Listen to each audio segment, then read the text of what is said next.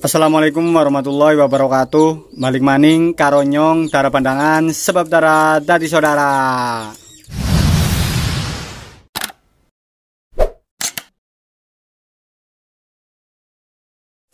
Selamat sore bro, dimanapun kalian berada. Stay in the home, in the lapak, in the lockdown. Jagung mahal, nggak ada lomba, nggak bisa main burung di kalangan. Jadinya yaudah kita main burung di rumah aja, latih burungnya di rumah aja. Sebab udah peraturan pemerintah, jadi mau gimana lagi, takutnya kita digaruk, ntar burung kita hilang semua, jadinya galau, bunuh diri, malah repot. Dan langsung saja, kali ini darah pandangan akan menjelaskan bagaimana cara mencabut bulu ekor. Ini bulu ekor yang masih peyik, dan manfaatnya. Manfaat cabut bulu ekor dan bagaimana caranya, ada tahap-tahapnya. Dalam memelihara merpati atau burung dara, biasanya kita perlu melakukan beberapa perawatan khusus. Tujuannya agar merpati kita bisa maksimal dalam permainan. Salah satu di antara perawatan bagi merpati adalah cabut bulu ekor merpati. Seperti ini, biasanya cabutnya itu masih piyik seperti ini.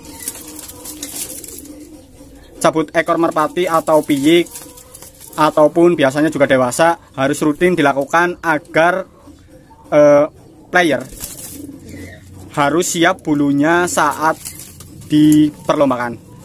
Tujuannya adalah untuk membuat bulu ekor tumbuh dengan rapi. Biasanya kalau ininya dicabut itu ntar bulunya tumbuhnya dengan rapi, yang pertama, sehingga bisa mengeluarkan kemampuan paling maksimal saat sedang balapan atau sedang diperlombakan atau juga sedang latihan biasanya. Selain itu, pada merpati piyik, cabut bulu ekor bisa melatih fisik merpati saat terbang. Biasanya untuk merpati, biasanya kalau masih piyik itu untuk melatih bahu merpati ini sendiri, dan juga melatih terbangnya dia.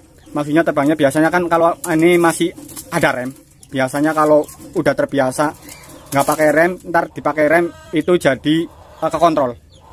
Karena ekor burung biasanya berganti satu-satu, dan kalau biasanya nggak dicabut, nanti kalau udah misal ininya udah jodoh, terus kita udah pik tinggal 2 atau 3, itu sudah jodoh, ntar udah mulai dilatih, biasanya ini juga ikut copot.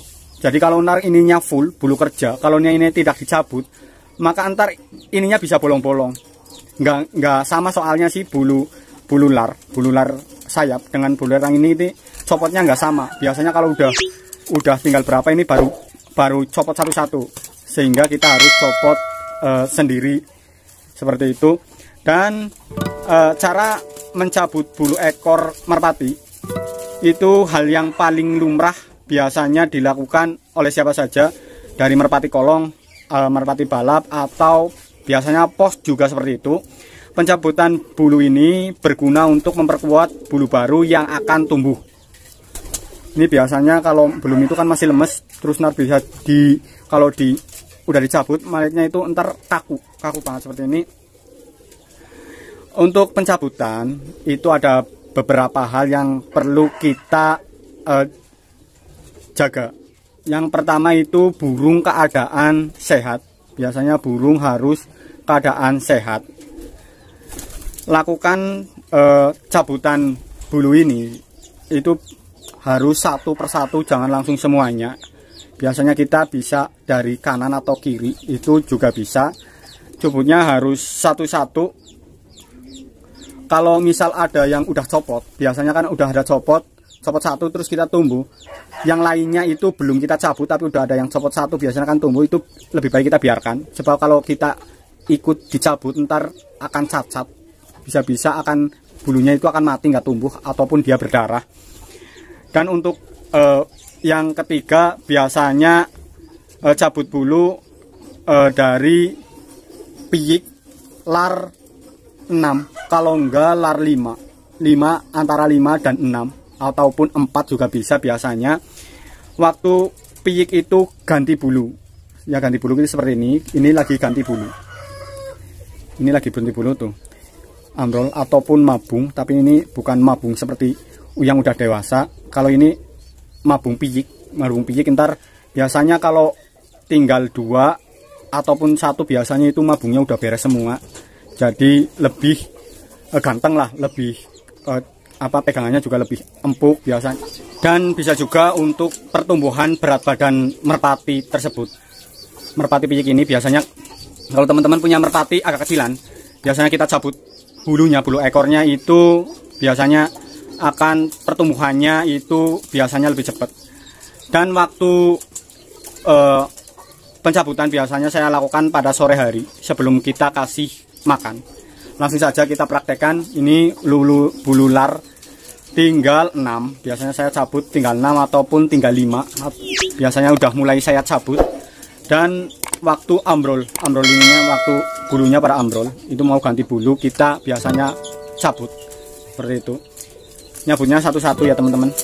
Misal sekali lagi kalau ada yang udah copot, misal ada copot sini terus sudah tumbuh, kita belum nyopotin tapi ada yang satu copot ya mungkin kena apa kayak, kita biarkan saja, kita cabut yang bulu piyiknya aja nggak apa-apa, soalnya bisa berdarah. Kita coba seperti ini satu-satu teman-teman, seperti ini. Jangan langsung cabut semuanya, biasanya akan menimbulkan rasa sakit mungkin. Harusnya biasanya itu kita cabut satu-satu seperti ini. Ya, seperti ini. Dan terus kita juga cabut yang ini nih, yang 2 biasanya kan ada ini, yang 2 seperti ini. Kita juga cabut yang ini. Nah, bulu yang ini juga cabut. Ini satu lagi. Udah. Nah, gini udah cukup. Nah, dan ntar kita langsung kasih makan. Dan ini contoh bulu burung yang sudah cabut terus sudah tumbuh lagi. Biasanya itu lebih rapi seperti ini dan lebih kaku biasanya, nggak lemes lagi, biasanya kaku seperti ini. Dan juga dianya rajin, tumbuhnya itu rajin. Ini setelah lar keempat itu biasanya udah tumbuh full seperti ini, dianya lebih bagus.